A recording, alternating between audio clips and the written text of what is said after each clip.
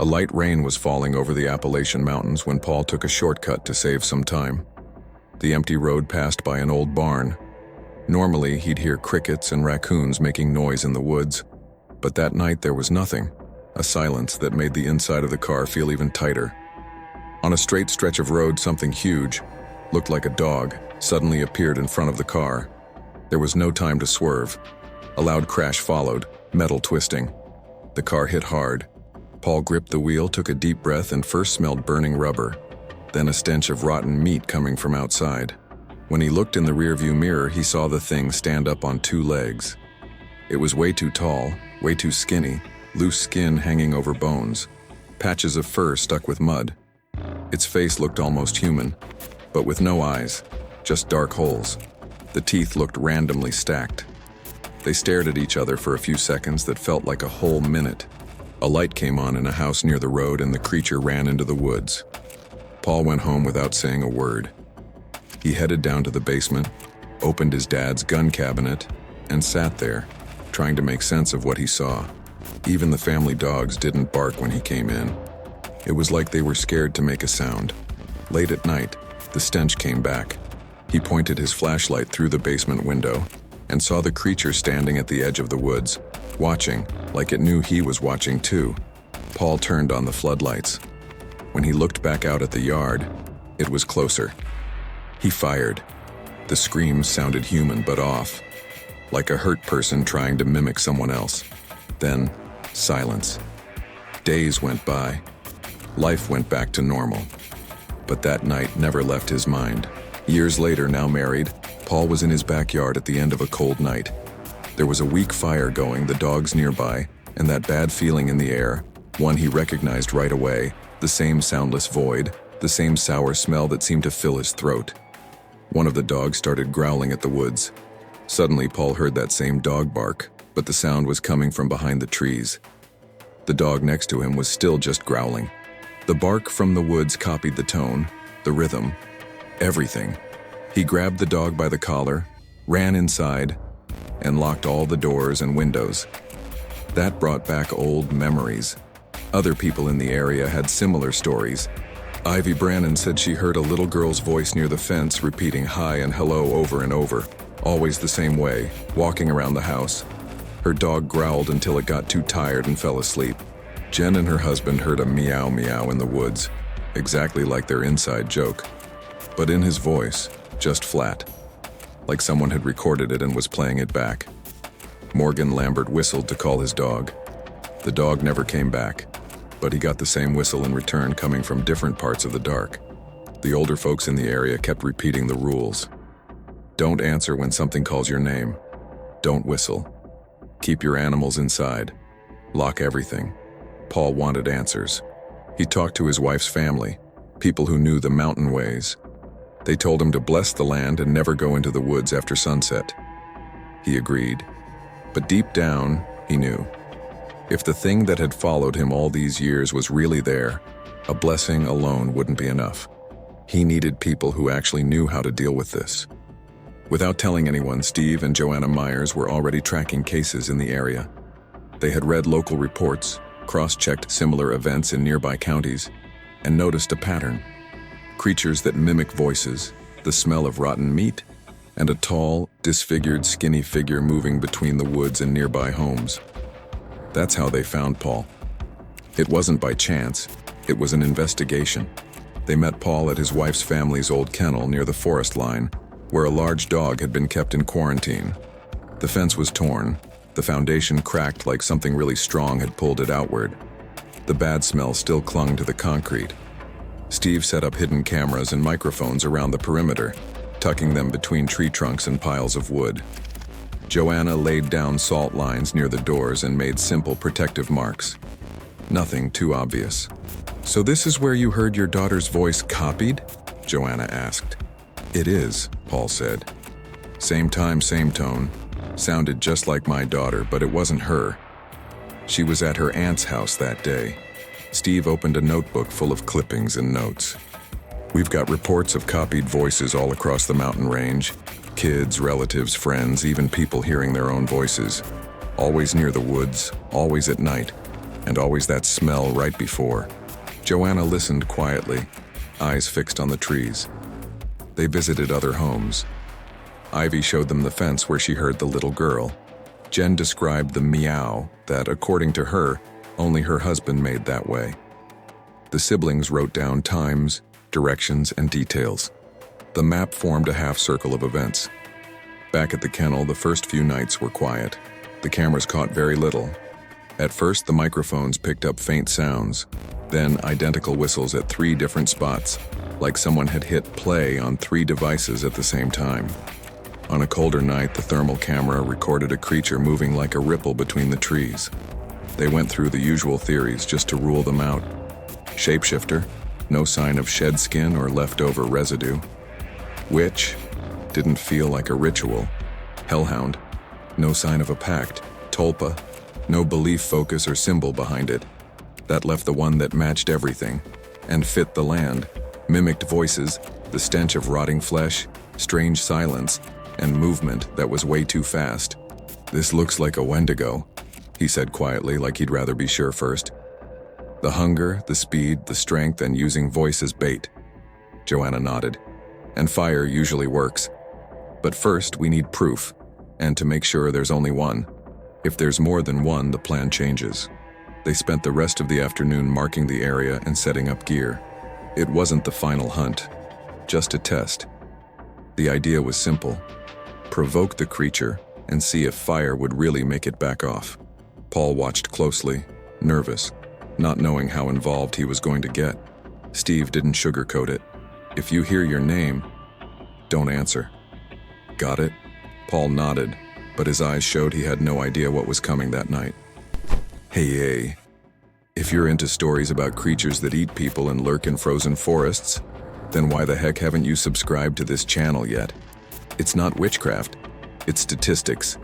Channels with more subscribers have a way better chance of sharing creepy content like this. Let's keep going before the Wendigo catches a whiff of fresh meat. That night, Steve and Joanna set up the first test deep in the woods near the kennel. They poured kerosene in a circle on the trail and turned on speakers with the recorded whistles. Paul stayed inside the house. Safe. The night came down heavy, no stars in sight. The sound from the speakers started low. A minute later, the first whistle answered from the woods, an exact copy. Another came from the opposite side, then a third, farther away, closing the half circle. A little girl's voice said, "Hello," with the same tone Ivy had described. "Steve," said a voice that sounded like someone close, but just a little too perfect to be real. The stench of rotting meat filled the air. Then the creature appeared, tall, bulky, arms way too long. It slowly stepped into the trail. Steve hit a button, and a ring of fire lit up. The Wendigo pulled back, screamed like multiple voices crying at once, and tried to escape through the side, but there was fire there too. Joanna boosted the flames with a flare. They weren't trying to kill it yet, just test its weakness. And they got what they came for. The thing couldn't stand fire, but it was too fast. It leapt over the flames and retreated back into the forest, vanishing into the dark. The test worked, but it wasn't the end. Hey, just a quick side note before the chaos continues. Imagine writing a story you're truly proud of, watching the idea come to life, grow, and turn into something amazing. That's what changed the way I create. In the first pinned comment, there's a free class that shows the exact process that helped me break out of the frustration of a blank page and start writing my own stories with real confidence. It's clear, practical, and might just unlock something in you today. If you feel like you've got something to say but don't know where to start, this might be the push you've been waiting for. Now back to the showdown. The next night, the weather turned. The wind brought drizzle and threatened to snuff out any open-air fire circle. Joanna was direct. "We need an enclosed space, dry wood. If it gets in, it's not getting out." The perfect place was right there, the old barn by the road, the same one Paul had seen that first night years ago. This time Paul agreed to act as real bait, but only because Steve and Joanna promised him an escape route. They left the side door open, reinforced with salt, and soaked the floor in oil, ready to be lit the moment Paul ran through. The plan was simple and dangerous. Paul would lure the Wendigo inside, escape through the side, and as soon as he was out, Steve and Joanna would shut the main doors and set the place on fire. Paul took a deep breath. It was going to be the longest night of his life. Paul stepped into the barn, heart pounding. The floorboards creaked under his feet. The lantern shook in his hand. Outside, Steve and Joanna waited, weapons ready. The silence lasted only a few seconds before it shattered. First came a pained bark, like his dog was being hurt nearby, but Paul stayed still. Then he heard his wife's voice, clear as day. "Paul, help me, he's hurting me." His blood ran cold. He took a step but remembered the rule. Don't respond. Don't move. Then came the first voice that truly pierced the silence, thin and scared. "Daddy!" Right after that, his son's voice raw with panic. "Dad, he's hurting us!" Then his daughter's voice, choked with sobs before bursting into a scream that echoed deep in Paul's chest. "Help me, Dad! Stop! Stop! It hurts! Don't do this, please! Ah!" "He broke my arm." A final scream, torn and sharp like a knife. Paul started to cry, gasping for air between sobs. His legs shook, and instinct kicked in before reason. "My kids, Daddy's coming to save you," he yelled, dropping the lantern and sprinting toward the front door. Outside, Joanna shouted, "They're not real. You'll die if you believe it." But before Paul could cross the doorway, a massive shadow filled the entrance.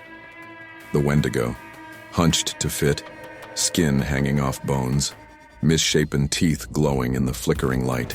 Paul froze, just for a second. But that was enough. The creature lunged like a bear, moving with inhuman speed. Its claws ripped across Paul's chest, slamming him back onto the wooden floor. His scream was drowned in blood, a hot gush soaking his shirt. "Paul!" Joanna screamed, running into the barn. Steve came in right behind her, shotgun in hand. He fired at the monster and the blast echoed like thunder inside the barn. The creature staggered, but didn't fall. The Wendigo let out a roar made of many voices. His wife, his kids, his mother, all crying out for help at the same time. The cacophony was unbearable, like dozens of people screaming in agony. Joanna slid across the floor toward Paul, trying to drag him away as blood poured out of him. "Hang on," she shouted, pressing her hands over the wound in his chest. Steve fired again, hitting the creature's bony shoulder. The Wendigo stumbled back but then charged forward again, furious, smashing beams with its long arms. Joanna pulled Paul, but he was too heavy, nearly unconscious. The Wendigo lifted its head and cried out once more in his daughter's voice, "Daddy, don't leave me." That made Paul thrash on the floor, trying to get up, even hurt. Joanna held him down hard. "Don't listen, Paul. It's not them." The monster lunged at them. Steve fired his last shell, and the blast threw the Wendigo against the gasoline-soaked wall. Joanna didn't hesitate. She threw Paul's lantern, which shattered at the creature's feet. Steve ran in, grabbed Paul's other arm, and together with Joanna, they dragged him out of the barn as flames began crawling up the walls. Paul's body was limp, heavy, his blood streaking the wooden floor behind them. They crossed the side door at the exact moment a burning beam collapsed behind them, blocking the exit. A wave of heat slammed into them, pushing them out. Outside, Joanna kept pressing on Paul's chest wound with her blood-covered hands. Steve collapsed to the side, gasping, shoulder throbbing in pain. The fire spread fast, consuming the creature, the beams, the roof. The barn became a pyre. The Wendigo thrashed inside for a while, slower and slower until it turned to charcoal and crumbled into ash. A neighbor saw the flames and called the sheriff. Minutes later, sirens were echoing down the road.